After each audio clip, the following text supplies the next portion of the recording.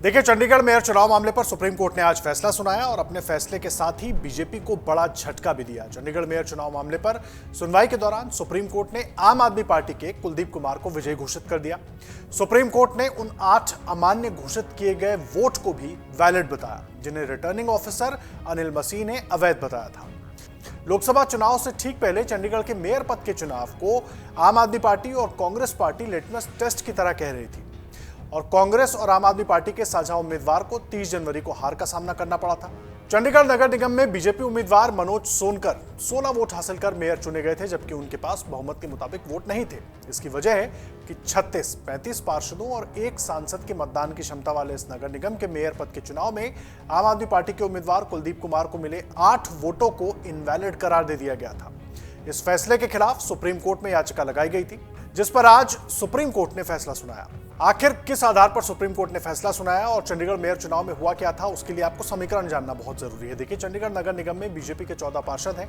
संख्या बल के लिहाज से बीजेपी सबसे बड़ी पार्टी है। इसके बाद 13 पार्षदों के साथ आप चंडीगढ़ नगर निगम में दूसरी सबसे बड़ी पार्टी है। कांग्रेस के 7 पार्षद हैं और 1 पार्षद शिरोमणि अकाली दल के हैं। चंडीगढ़ मेयर चुनाव में स्थानीय सांसद को भी मतदान का अधिकार है। बीजेपी की किरण खेर यहाँ की सांसद है। चंडीगढ़ नगर निगम में जीत के लिए 19 वोट के आंकड़े तक पहुंचना जरूरी था और बीजेपी के पास उसके अपने पार्षदों और सांसद के 1 वोट को मिलाकर कुल 15 वोट थे। निर्दलीय शिरोमणि अकाली दल के एकमात्र पार्षद का वोट भी जोड़ लें तो बीजेपी का आंकड़ा 16 तक ही पहुंच रहा था। 30 जनवरी को मेयर इलेक्शन में बीजेपी उम्मीदवार को इतने ही वोट मिले भी थे। वहीं दूसरी तरफ आम आदमी पार्टी के 13 और कांग्रेस के 7 पार्षदों को मिलाकर वोटों का आंकड़ा 20 था। वोटिंग के बाद गिनती पूरी हुई तब बताया गया कि कांग्रेस और आपके साझा उम्मीदवार के पक्ष में पड़े 20 में से 8 वोट इनवैलिड हो गए, रिजेक्ट हो गए। इसके बाद दोनों दलों के साझा उम्मीदवार कुलदीप कुमार को मिले वैलिड वोट 12 ही बचे थे।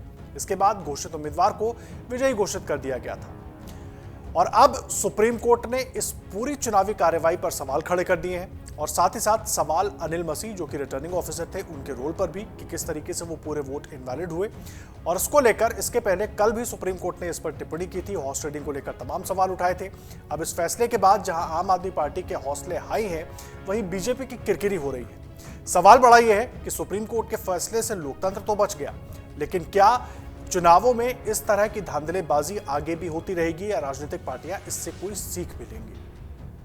अगर आप ये वीडियो YouTube पर देख रहे हैं तो हमारे चैनल को सब्सक्राइब करें और बेल आइकन को दबाना ना भूलें। अगर आप Facebook पर ये वीडियो देख रहे हैं तो हमारे पेज को लाइक करें।